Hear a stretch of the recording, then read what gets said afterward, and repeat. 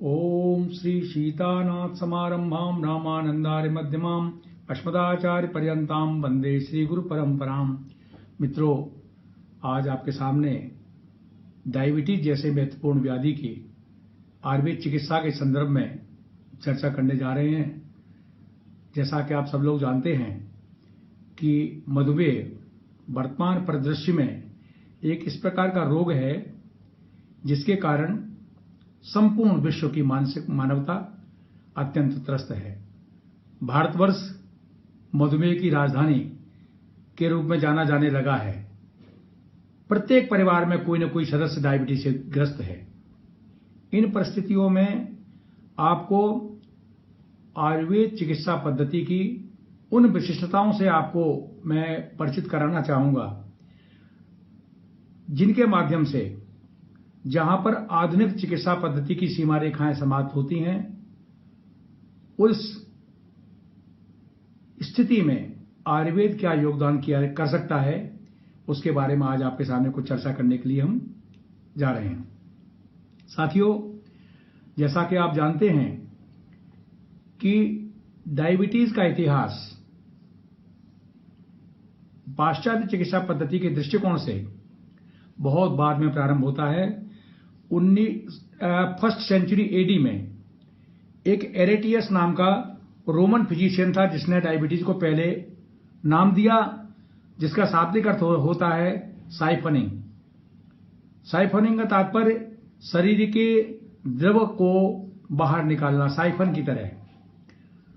और वहीं जब आप देखते हैं कि आयुर्वेद में वैदिक काल से ही thousands and thousands years ago Veda में, जो कि भारतीय संस्कृति ही नहीं विश्व की संस्कृति के सबसे प्राचीनतम ग्रंथों के रूप में स्वीकार्य हैं, ऋग्वेद और अथर्ववेद में मेहा नाम शब्द मिलता है।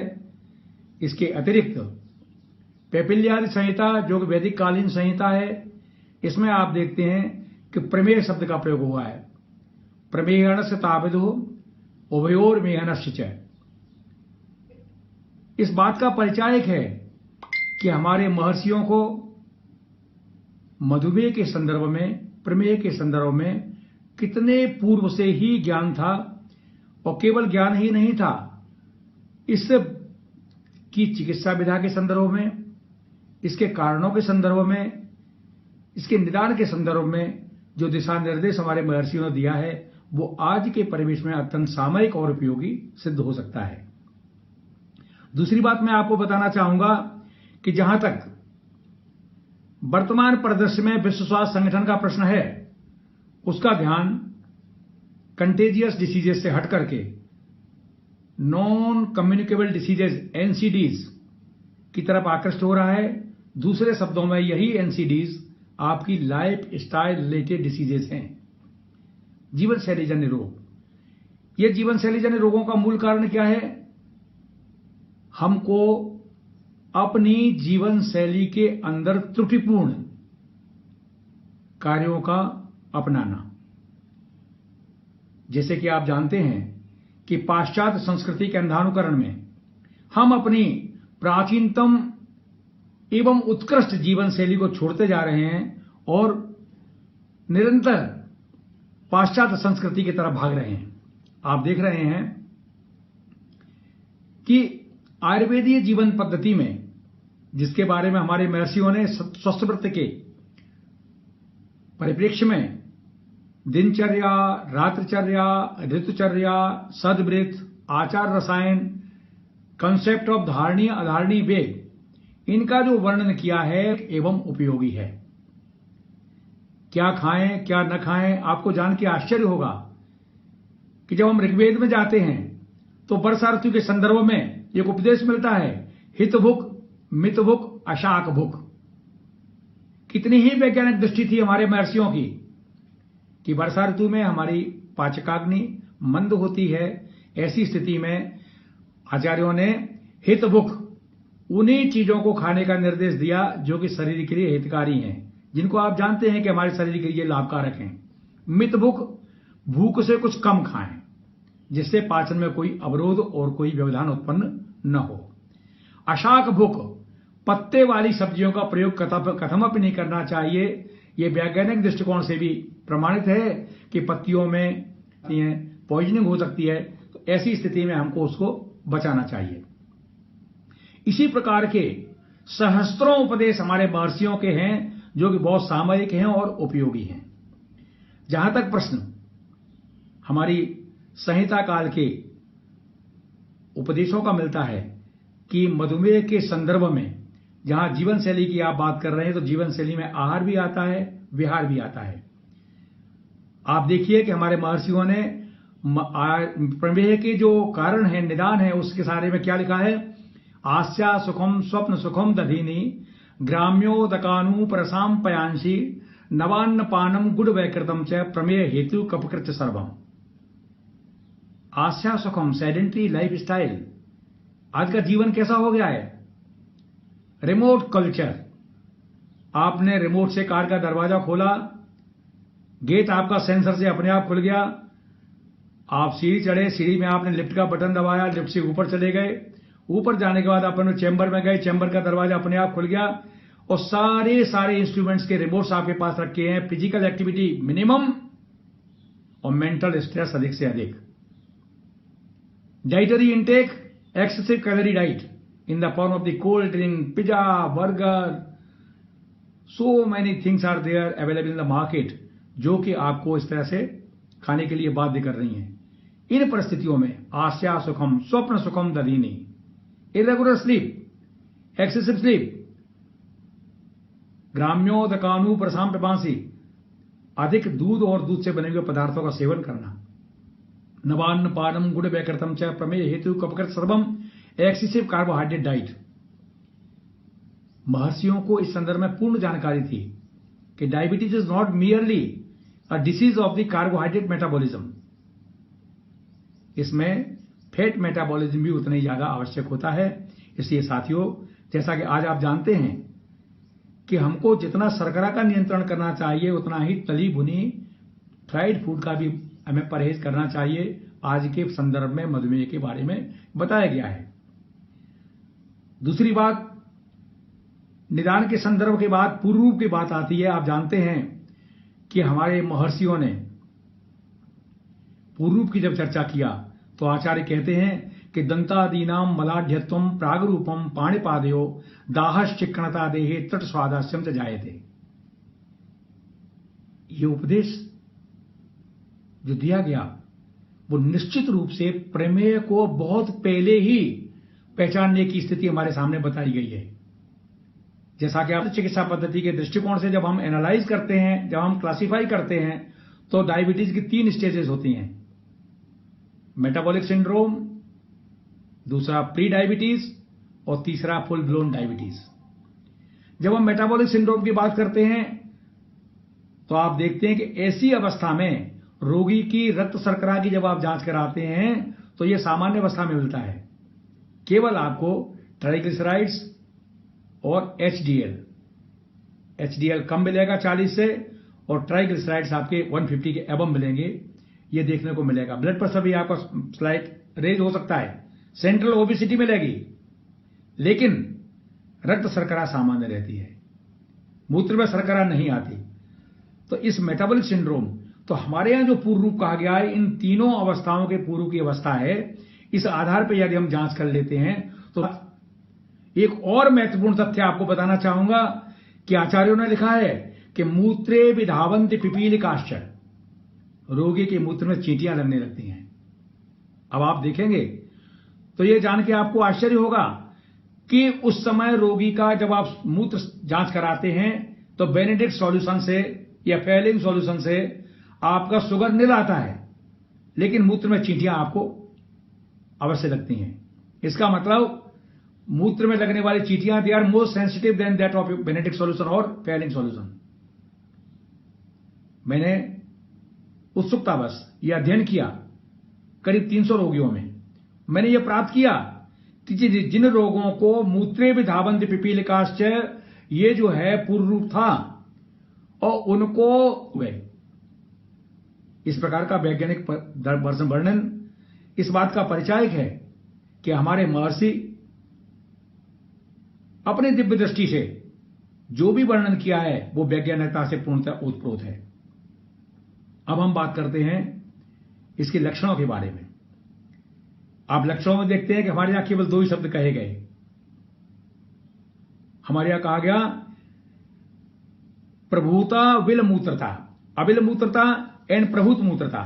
2 ही चीजें हमारे यहां बताई गई आचार्यों ने कि आपके रोगी में केवल 2 चीजें आपको देखने को मिलेंगी, प्रभुत मूत्रता और अविल मूत्रता। अविल मूत्रता means turbidity of the urine और प्रभुत मूत्रता means excessive quantity of the urine. Polyuria कठोरता व्याप्त हो जाती है। इस कंडीशन को आप हाइपरग्लाइसेमिया के रूप में जानते हैं। साथ साथ में मूत्र को प्रायः मध्य में बेहती मधु के समान मूत्र का त्याग करता है। यह आपका ग्लाइकोसूरिया है। पॉलीयूरिया, पॉलीडिप्सिया, पॉलीफेजिया, ये सारी कंडीशंस हमारे आचार्यों ने सूत्र रूप में आपके सामने उल्लिखित करके अपनी वैज्ञानिक दृष्टि का परिचय दिया है।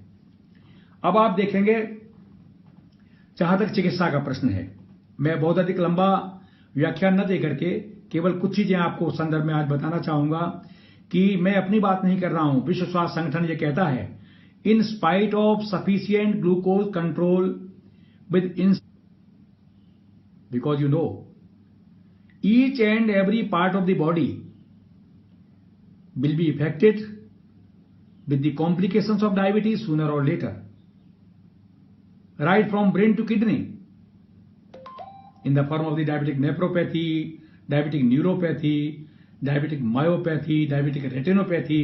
Every part of the body will be affected. अब चिकित्सा की जब हम बात करते हैं तो केवल उद्देश्य हमारा यह नहीं है कि रक्त शर्करा को सामान्य अवस्था में रखना। यह उद्देश्य एक अवश्य है। हमारा मूल उद्देश्य क्या होता है? To prevent the vital parts of the body with the dreaded complications of diabetes. यही दृष्टिकोण है। इसी के चलते winning a battle and losing a war, एक छोटी लड़ाई हम जीत लेते हैं जब मधुमेह की चिकित्सा की हम बात करते हैं कि रक्त शर्करा हमारा सामान्य है, लेकिन लूजिंग ए वॉर, बहुत बड़ा युद्ध हम हार जाते हैं क्योंकि हम अपने वाइटल पार्ट्स को नहीं बचा पाते। साथियों, ऐसे दृष्टिकोण से जब हम बात करते हैं तो डायबिटीज में उपयोग होने वाला आयुर्वेदिक चिकित्सा सिद्धांत, आयुर्वेदिक औषधियां एक शॉर्ट टर्म थेरापी नहीं है, ये एक लॉन्ग टर्म थेरापी है। मेरा अपना मानना है कि diabetes is not a curse, it is boon to the life. The moment you realise you are suffering from diabetes, you can control your diets and deeds accordingly and you can increase your life span. यही कारण है एवं औषधियों का अगर हम अनुपालन करें, प्रयोग करें, तो निश्चित रूप से हम अपना लाइफ स्पैन भी बढ़ा सकते हैं, अपने आप को स्वस्थ रख सकते हैं और मधुमेह को नियंत्रित भी रख सकते हैं। आहार नियंत्रण सबसे महत्वपूर्ण पक्ष है। संक्षेपतः क्रिया योगो निदान परिवर्जनम। निदान को छोड़ना, avoidance of the aetiological factors is the brief line of treatment. Try to control the aetiological factors, number 1। Number 2, Ayurvedic औषधियां, जो औषधियां हमारे वाइटल पार्ट्स की इंटीग्रिटी को मेंटेन करने के लिए उपयोगी हैं। यहां एक चीज आपको बताना चाहूंगा, 2 औषधियां, निशा आमल की योग। निशा माने हरिद्रा, आमल की माने आंवला। ये आंवला और हरिद्रा दोनों औषधियों को मिला के प्रयोग करने के लिए आचार्यों ने वर्णन किया है। आंवला को तो वयस्ता कहा गया है, एजिंग प्रोसेस को भी स्लो करता है। हरिद्रा बहुत ही उपयोगी औषधि है, एंटी डायबिटिक भी है, इम्यूनोमोडुलेटर है, साथ साथ में इसके अनेक इस प्रकार के प्रभाव बताए गए हैं कि जिनके बारे में हम चर्चा करेंगे। तो बसंत कुसुमाकर रस निश्चित रूप से इंसुलिन डिपेंडेंट डायबिटीज मेलाइटिस के रोगियों को भी दिया जा सकता है। इससे क्या होता है कि जहां एक्सोजीनस इंसुलिन लेना आवश्यक है, उसके साथ साथ में वाइटल पार्ट्स की हम रक्षा भी कर सकते हैं बसंत कुसुमाकर रस के साथ। यदि बसंत कुसुमाकर रस की समुचित मात्रा आपने समय से प्रयोग करना प्रारंभ कर दिया तो भी हम मिनिमाइज कर सकते हैं, क्योंकि ये औषधि न केवल इंसुलिन की सेंसिटिविटी को बढ़ाती है, अपितु ब्लड शुगर लेवल को कम लाने का प्रयास भी करती है, peripheral utilisation of the glucose को बढ़ाती है। इस प्रकार से आयुर्वेद में प्रयुक्त की जाने वाली औषधियां दोनों ही एंगल पर काम करती हैं, ये सर्वांगीण होलिस्टिकली वर्क करती हैं, इसलिए ये औषधियां बहुत ही आवश्यक और महत्वपूर्ण हैं। आपको ये बताना चाहूंगा कि सब्जी में जो लोग प्रयोग करते हैं, कुंदरू और मेथी, दो सब्जियां ऐसी हैं कि जिनका प्रयोग नियमित रूप से करना चाहिए। दोनों ही मधुमेह के रोगियों के लिए अमृत के समान काम करती हैं। साथ साथ में आलू, चावल, चीनी का परहेज करें और ध्यान रहे कि आयुर्वेद में साथ साथ में यदि उनके अंदर इंसुलिन शुरू हो गया है तो ग्रेजुअली इंसुलिन की मात्रा को हम कम करते हुए ओरल हाइपोग्लाइसेमिक पेशेंट्स को ले आते हैं एजेंट्स पर, और उसके साथ में आयुर्वेद औषधियां साथ प्रयोग करते करते एक स्थिति ऐसी आ जाती है कि रोगी को मात्र आयुर्वेदिक औषधियों पे हम लोग रख सकते हैं। यह आयुर्वेद की चिकित्सा का महत्वपूर्ण सिद्धांत है। अंत में मैं एक कंक्लूड करना चाहूंगा कि आयुर्वेद में एक लाइफस्टाइल आचार्यों ने बताई। पहले उस आचार्य ने क्या कहा कि जो व्यक्ति हाथ में भिक्षा का पात्र लेके रूखा सूखा खाता हुआ 100 योजन चलता है नंगे पैर, तो वो व्यक्ति अपनी मधुमेह चिकित्सा को मधुमेह को ठीक कर सकता है। आपको जान के आश्चर्य होगा, इस छोटे से वाक्य में संपूर्ण चिकित्सा का सिद्धांत छिपा हुआ है। हाथ में भिक्षा का पात्र लेने का तात्पर्य होता है to cut down the ego level. The moment you cut down your ego, it has got the tendency to decrease the insulin level and increase the glucagon. That's why try to minimize the stress level with the help of the cutting down the ego level. भिक्षा का पात्र हाथ में लेके रूखा सूखा मांगते हुए, लो कैलोरी डाइट, 100 योजन चल रहा है। 100 योजन मीन्स 400 कोस, 400 कोस मीन्स 1200 किलोमीटर।